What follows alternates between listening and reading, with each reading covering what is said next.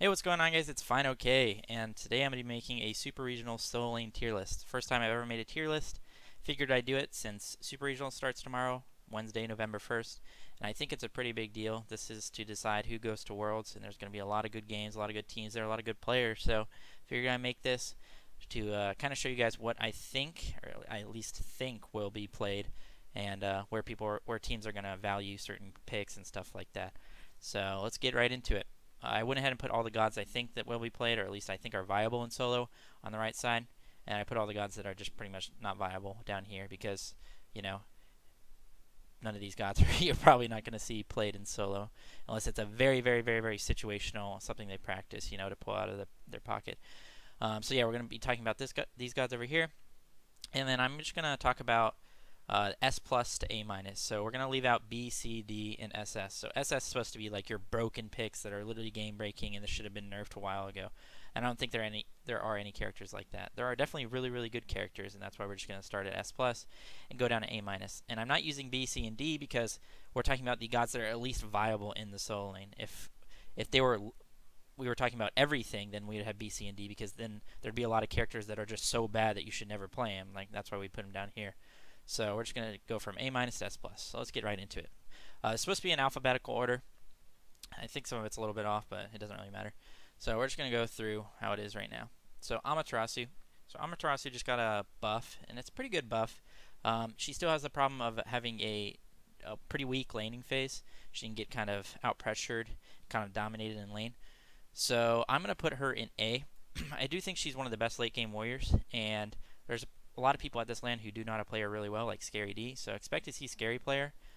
However, she does get dominating lane, so that's why I'm not even going to put an A plus. However, if you can get a lead on her, she is very good. I keep saying however, but I'm putting. Let me go through the the tiers real quick before I continue. We'll just leave Alma down there for now. So S plus is going to be your first pick in banned characters. You're going to see them banned a lot, and if they aren't banned, you're going to see them be first picked into whatever comp. It doesn't matter. Whatever team you have, you need this character. So that's what S plus is going to be. S is going to be a little bit less so. They may not get banned, but they're very highly contested and they dominate the lane.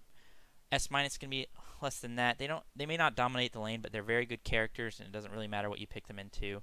They will do well. A plus is this tier is going to be for the safe picks. It doesn't really matter again what you pick them into, but they may not dominate the game, but they're going to do well. They're going to do their job, and they're safe, and you don't really have to worry about what you're being picked into. A is going to be a little bit less than that. They may not be safe, but if you have a strat for it, or you know how to play this character really well, and maybe your team has practiced a lot around it, then that's where A is going to be. And then A minus is going to be your very, very situational picks. These are going to be your player-specific picks, something a player really likes a lot, but it may not be good in this meta, but because they're very good at this god, you maybe we'll see it picked. So A minus is going to be your least common picks, and then S plus will probably be your most common picks, or at least banned. So after explaining that, let's go back to the gods. So we already got Alma. Let's go to Thanatos. Obviously, it's not in alphabetical order. Thanatos, I think, is going to be in A as well. I think Thanatos is a really good land pick.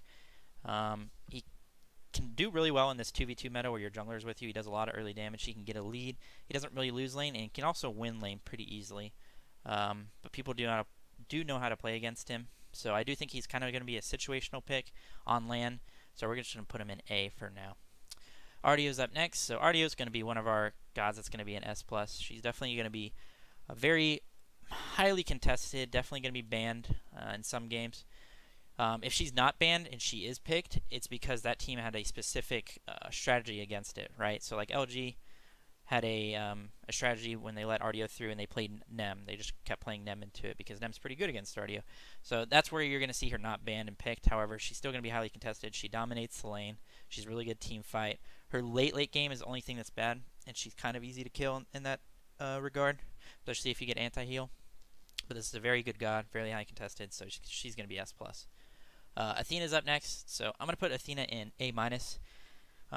She kind of gets dominated in lane. She doesn't so much get dominated, just that she gets out pressured. She doesn't really provide much for her team in the very early game. However, her team fight is very, very good. So that's why she's going to be an A minus. Some people, you might see some people play him, or play her rather. Uh, but she's going to be situational, and you're going to probably find that a lot of Guardians are going to be down here just because they get out pressured early, and that's kind of the most important part of the game. However, if you're able to get out of that and your team has drafted or practiced for that specific reason, then you're going to see them. So that's why Athena is going to be an A minus. Bellona's up next. I'm going to put Bellona in S minus. I think that she's not so much S right now. She's seen a few nerfs. However, she still does really well in lane. She's still super safe. One of the better auto attack team fighting warriors in that shared team fight's actually pretty good with her ult. So I'm going to put her in S minus. I do think that she's really good. She has the best level 1 wave clear in the game. That helps you out pressure at level 1, maybe invade buffs, if you are trying to practice around that. So Bellona's going to be an S minus. Krabraken's up next. So Krabraken's going to be probably the only Guardian that I'm going to put up this high. I'm going to put Krabraken at S minus. So the reason I'm doing this is because Krabraken is a Guardian who actually has a lot of pressure. He provides a lot of pressure. I'm putting him in S minus because he actually does really well at level 1. His laning phase is good. He can trade with the best of warriors in the game. And his team fight is also very good.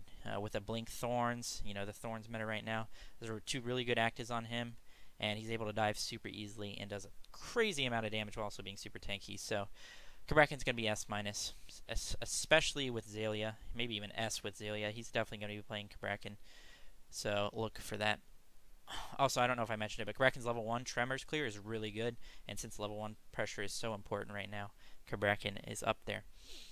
Next up is Chalk. So this might surprise some of you, but I'm also going to put Chalk in S minus. And the reason is not because he dominates the lane so much, even though he can bully a lot of warriors and even guardians, but because he's just so good in this meta right now with Glad Shield, with the full CDR build, the Glad Shield, Breastplate, Genjis.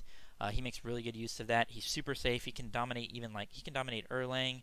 He has a really good kit against Erlang. He can do well into Osiris. I think he's a really safe pick into Osiris. He's just a super safe pick that also can dominate pretty well. And it's pretty good in this meta with the builds and everything like that. So I think Chalk is S minus. Expect to see him played this lane, especially by people like Aquarius.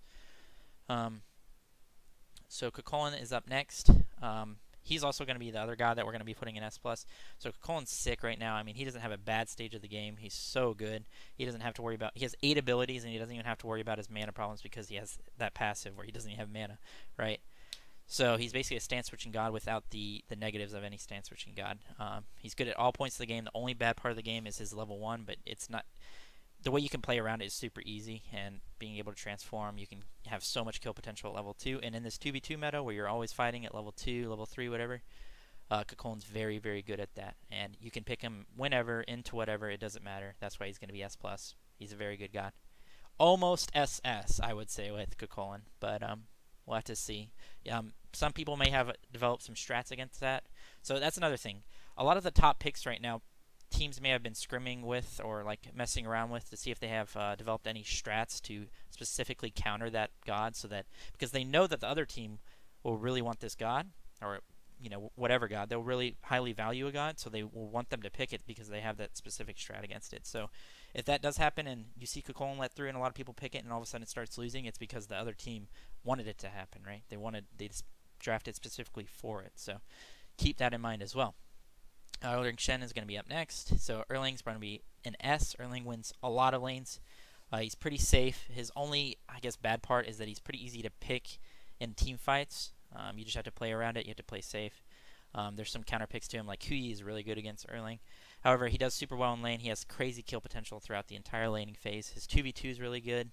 His level 1 clear is insane, and level 1 kill potential is insane. So expect to see Erlang fairly highly valued. So Fenrir is going to be up next. I think Fenrir is A-. I do think he's a situational pick and player specific. You may see something like last year we saw Divios pull out the Fenrir solo because I'm sure he'd been practicing a lot and really valued it. But he is very situational and he can get kind of punished by enemy junglers and stuff. So he's going to be an A-. If he is played this lane, it's going to be a very, very, very rare pick and maybe only played once. So Fenrir's going to be A-. Guan Yu is up next. Guan Yu, I think I'm going to put him in A. He's not so situational to the point where he is just, down here where you have to put him in this very, very specific team comp. I do think Guan has some situational picks, more than like Athena or a Fenrir. However, he doesn't win lane. His sustain in team fights is really good, but that's pretty much the only thing that's good about him. He can get his 3 interrupted in a lot of matchups in solo, and he just doesn't have a lot going for him right now. I do think they should change him a little bit. So I'm going to put him in A. If he is played, it's again because the teams have been practicing with it, and maybe they saw some, hidden strength with him, and yeah.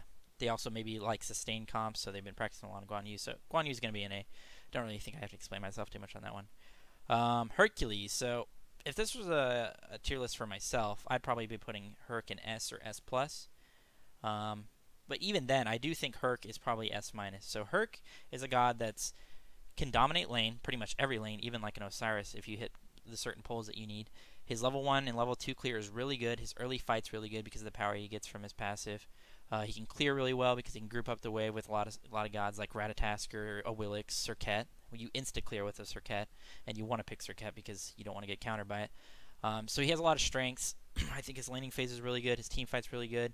And, just ask any carry in the game, like any pro carry. Just, ask them how they like playing into Hercules, and they probably will all say that they hate it because he's a very annoying god to deal with when you're diving the back line or even killing their front line. I do think Herc is S-, and yeah, there we go.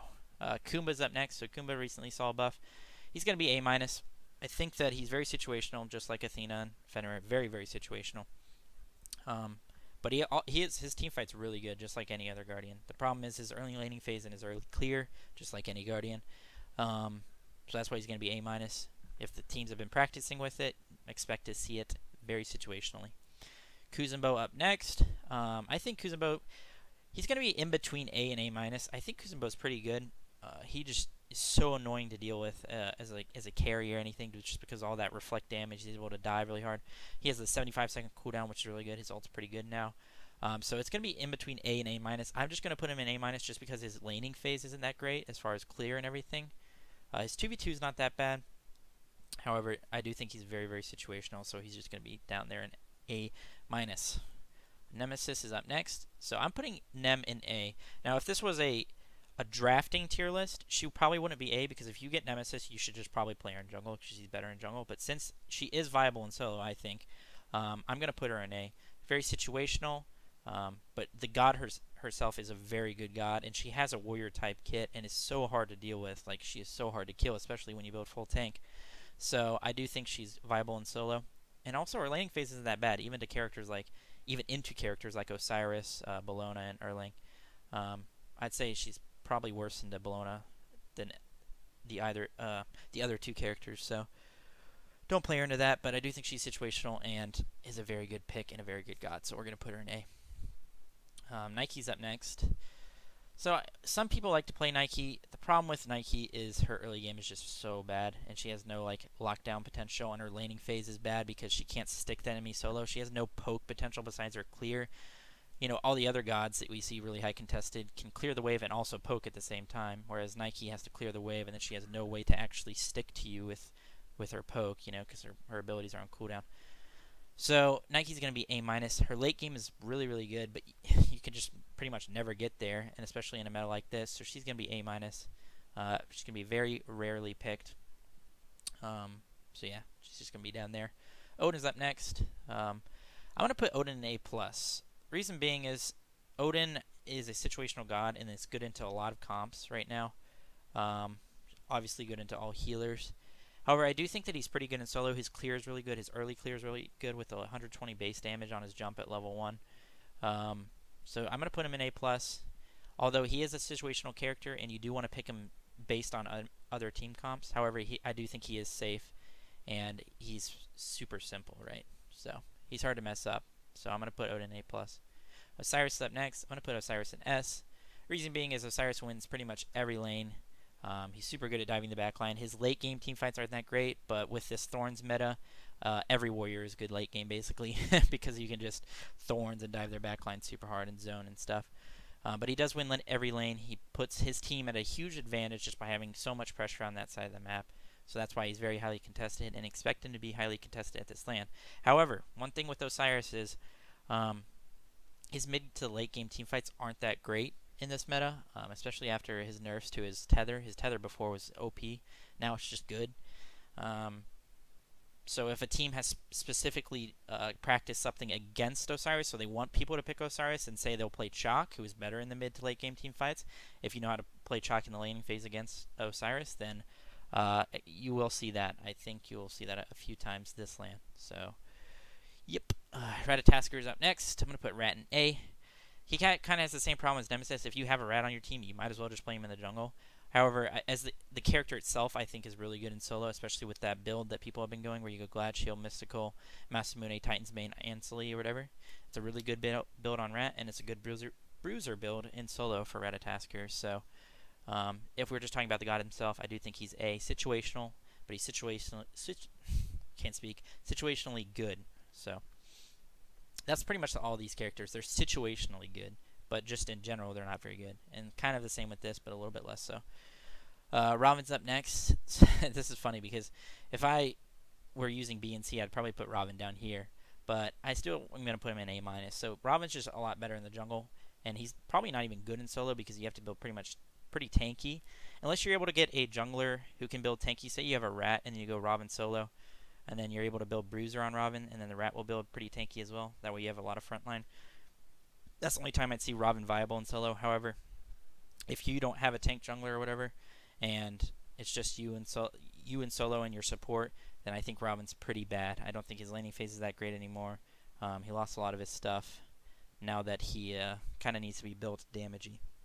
So Robin's going to be pretty unviable in A-. Sobek is up next. I think Sobek is A+. I'm pretty sure you can play him into anything. The problem is you have to worry about that level 1, level 2, level 3 pressure. However, Sobek's one of the better Guardians. His team fight's insane. He's really hard to kill, really hard to gank. And once you get past, if you're able to get past that that early disadvantage you have as having a Guardian with terrible clear, once you're able to get your boots and all that, you're going to be chilling. I think he's a good god at that point. From there on, from like probably level 5 on, you're going to be fine as long as you're not too far behind. And too far means like as long as you're maybe 200 gold between you and the enemy solo, then you should be good. I think Sobek's going to be A+. So Wukong as well, I think is going to be A+. He's another one of those guys that's super safe. You can pick him into whatever. It doesn't matter. He saw some nerfs, some cooldown nerfs on his 1 and his 2. They're now 12 seconds, so 10 seconds. It's not that big of a deal. Once you have your breastplate online, your Glad Shield, and your blue buff, it's only a difference of like 0.7 seconds or something crazy like that. Maybe, you know. So he's just going to have a little bit longer cooldowns on his 1 and his 2. That's not that big of a deal. He's still super safe, still really good in team fights, still unkillable, and super hard to gank, and pretty safe in lane. So Wukong's going to be A+. He doesn't dominate the game though, so he's not going to be that much higher. So Terra, I just threw Terra in here because I used to play her all the time, and that's pretty much the only reason. However, she's going to be an A-. She might even be like B tier, similar to Robin. Ever since the change to her 3, at least in solo, she's been pretty bad. The 3 route was really good, especially for clear and especially for poking and stuff like that.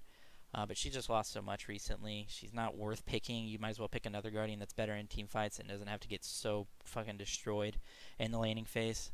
So Terra's going to be A-.